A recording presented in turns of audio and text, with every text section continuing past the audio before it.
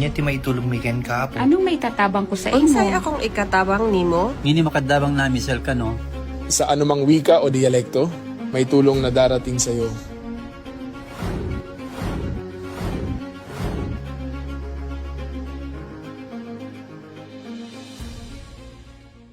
Lilingkod sa bawat Pilipino at magbibigay ng tamang impormasyon para sa tahimik at maayos na Pilipinas. Police News Network, alagad ng batas, tagapagtaguyod ng balitang pulis, sandigan ng mamamayan, patnubay ng katotohanan. La Campo Crame, maghahatid ng pinakahuling kaganapan at nagbabagang balita. Ito ang PNN Police News Network. At ngayon, ang inyong mga tagapagbalita. Magandang araw, bagong Pilipinas! Ako ang inyong alagad ng batas, tagataguyod ng Balitang Pulis. Ako po, si Patrolman Edwin Baris. Maghahatid sa inyo ng tamang balita, kwento ng pulis at serbisyo para sa mamamayan. At ito ang PNP News Online, ang pangunahing balita ng Police News Network. Alagad ng batas, tagataguyod ng Balitang Pulis.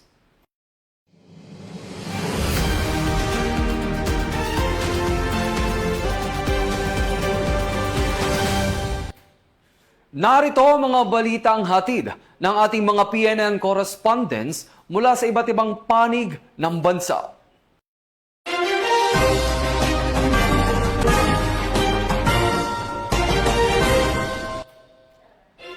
Lalaking nahulog sa isang bangin sa Barlig Mountain Province ang agad tinulungan ng Philippine National Police, katuwang ang komunidad at iba pang ahensya ng pamahalaan.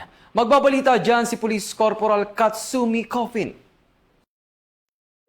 Habang nagsasagawa ng tree planting activity ang mga kapulisan ng Barlig Municipal Police Station at 2nd Platoon 2nd Mountain Province Provincial Mobile Force Company sa ilalim ng pangkalahatang pangangasiwa ni Police Captain Melvin Salvador kasama ang Bureau of Fire Protection, MDRRMO at mga kawani ng lokal na pamahalaan, nakatanggap sila ng ulat na isang residente ang nahulog sa humigit kumulang 8 metrong bangin sa sitio Farorang, Barangay Lias, Kanluran, Barlig Mountain Province. Sa kabila ng distansya sa pagitan ng lugar ng tree planting activity at ng pinangyarihan ng insidente, mabilis nilang itinigil ang kanilang aktibidad at nagsagawa ng rescue operation. Pagdating sa lugar, nadatnan ng mga pulis ang mga residente na naunang rumesponde matapos ma-activate ang FOTAD, isang tradisyonal na sistema ng pagtawag sa komunidad ng Lias sa oras ng kagipitan. Maingat nilang inilikas ang biktima at binaybay ang halos 6 na kilometrong daanan na binubuo ng makikipot na pathways at mababatong tawiran sa ilog. Dahil sa kanilang mabilis na aksyon at sa pagtutulungan ng lahat, ligtas na naihatid ang biktima sa ospital para sa karagdagang gamutan. Ang tunay na serbisyo ay hindi lamang nasusukat sa mga nakatakdang gawain, kundi sa kahandaang umaksyon at magligtas ng buhay sa oras ng pangangailangan. Mula dito sa Mountain Province, ako ang inyong PNN correspondent, Police Corporal Katsumi Coffin, alagad ng batas, tagataguyod ng Balitang Pulis.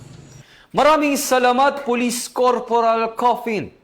Arestado ang 44 anyos na lalaki na isang wanted person na may kasong sexual assault sa bisa ng warrant of arrest sa mga tauhan ng Luba Municipal Police Station at Abra 2nd Provincial Mobile Force Company sa Luba, Abra. Patrolwoman Maria Ella Garcia magbabalita.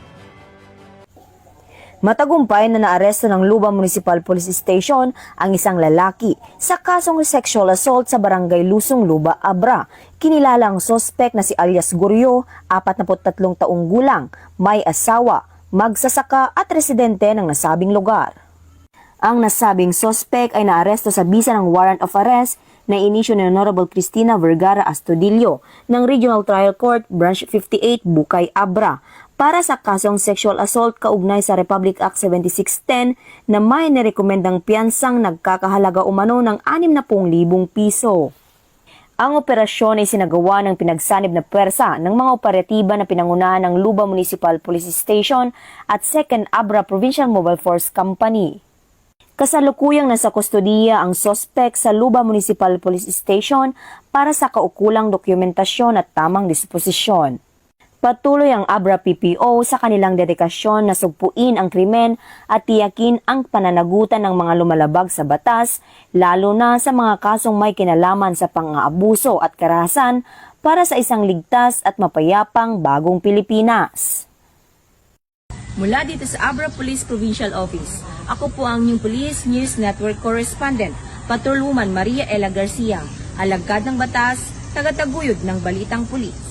Bagong PNP para sa bagong Pilipinas. Serbisyong mabilis, tapat at nararamdaman.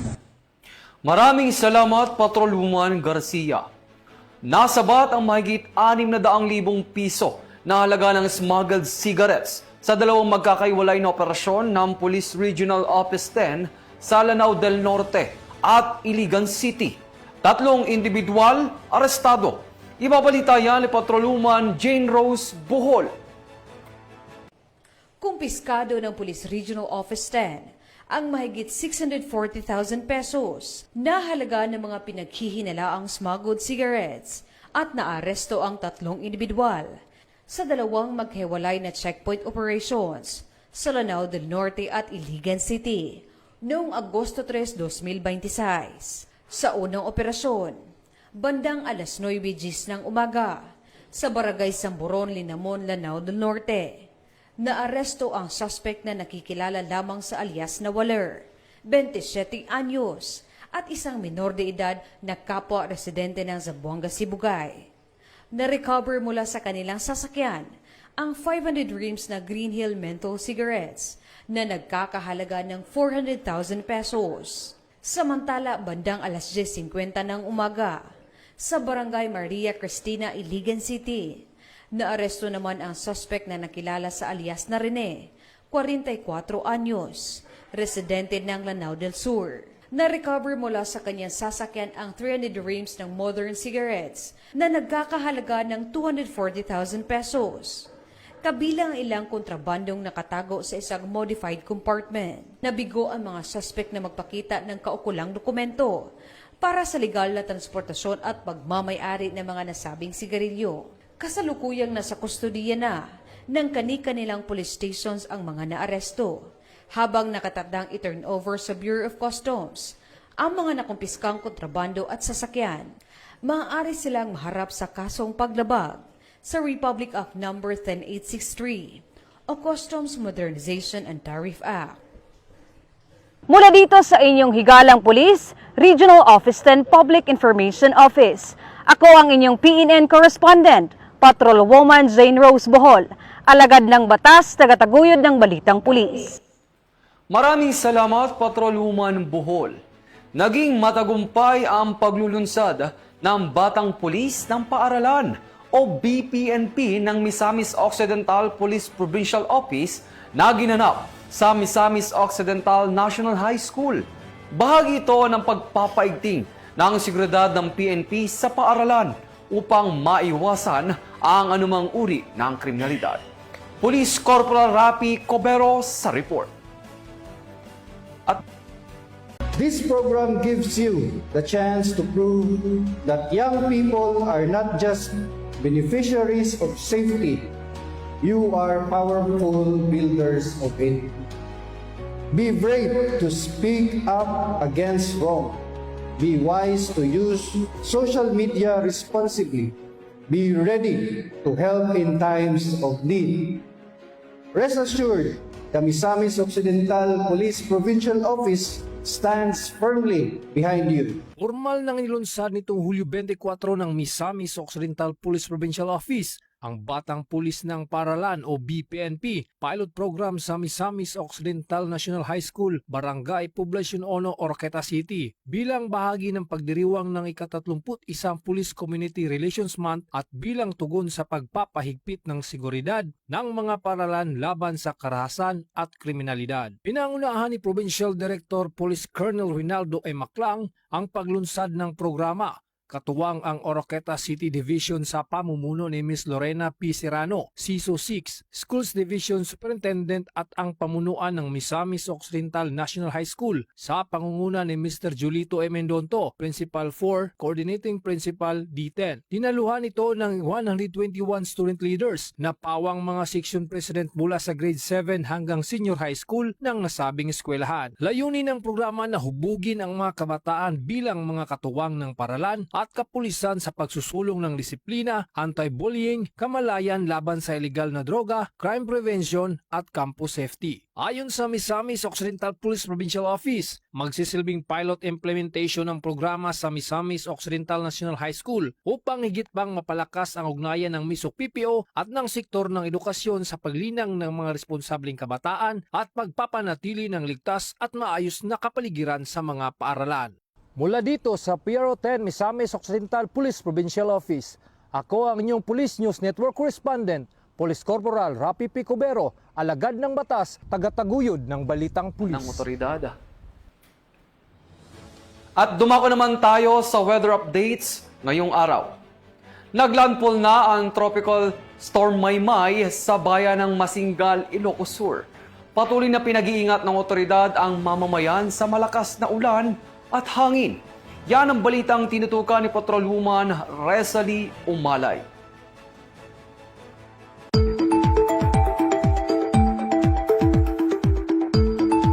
Naglandfall na ang Tropical Storm Maymay sa vicinity ng Masingal, Ilocos Sur at kasalukuyang tumatawid sa Northern Luzon. Ayon sa DOST Pag-asa, taglay nito ang lakas ng hangin na 65 km per hour, malapit sa gitna at pagbugsong umabot sa 110 km per hour.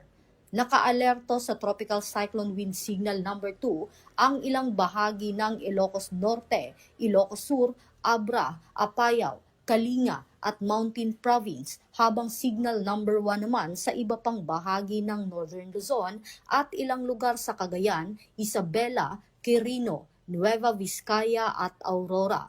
Pinapayuhan ang publiko na mag-ingat sa malalakas na ulan, malalakas na hangin, pagbaha at pagguho ng lupa, lalo na sa mga lugar na madaling maaapektuhan ng mga panganib. Patuloy na makinig sa mga opisyal na abiso ng DOST Pag-asa at lokal na otoridad at sundin ang anumang evacuation o safety instructions.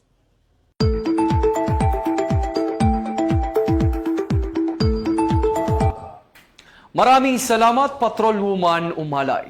Para sa huling balita, Bagyong Maymay patuloy na kumikilos sa Hilagang Luzon.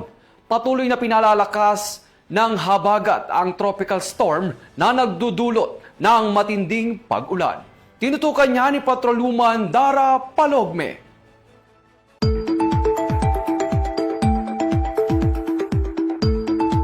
Batay sa pinakahuling weather forecast ng Pag-asa, patuloy na kumikilos ang Tropical Storm Maymay habang nananatili sa loob ng Philippine Area of Responsibility.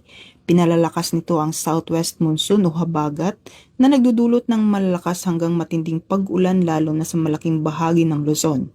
Nakataas din ang Tropical Cyclone Wind Signal sa ilang lugar sa Northern Luzon habang patuloy na binabantayan ng mga otoridad ang posibleng epekto ng malalakas na hangin at tuloy-tuloy na pag-ulan. Dahil sa epekto ng bagyo at pinalakas na habagat, nagbabala ang Pag-asa sa posibilidad na pagbaha, pagguho ng lupa at mapanganib na kondisyon sa karagatan sa mga apektadong lugar. Pinapayuhan ang mga residente sa mga mabababang lugar at landslide-prone areas na manatiling alerto at sumunod sa mga abiso ng lokal na pamahalaan at mga disaster response agencies. Samantala, inaasahan pa rin ang mga panakanakang pag-ulan, pagkidlat, pagkulog sa nalalabing bahagi ng bansa dulot ng localized thunderstorms. Patuloy na hinihikayat ng Pag-asa ang publiko na subaybayan ang mga susunod na weather forecast at tropical cyclone advisories habang kumikilos ang bagyong Maymay. Ugaliing maging handa at unahin ang kaligtasan sa gitna ng banta ng masamang panahon.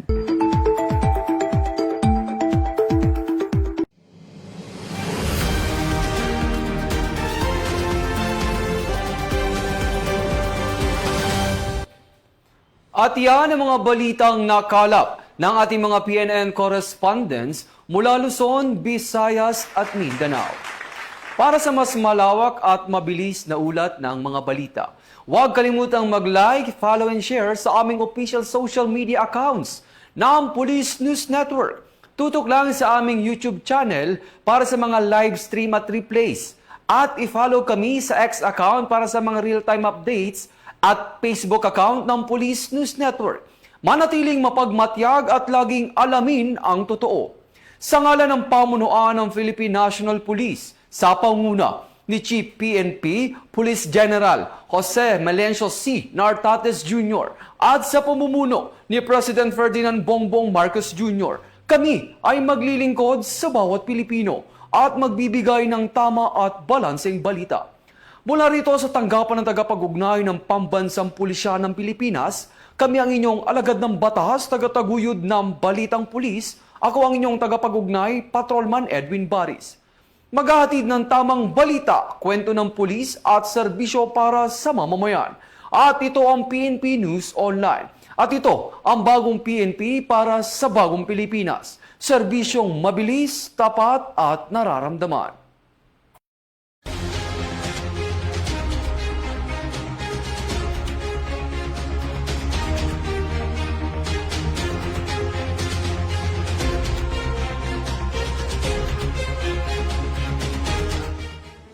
Police News Network, alagad ng batas, tagapagtaguyod ng balitang pulis.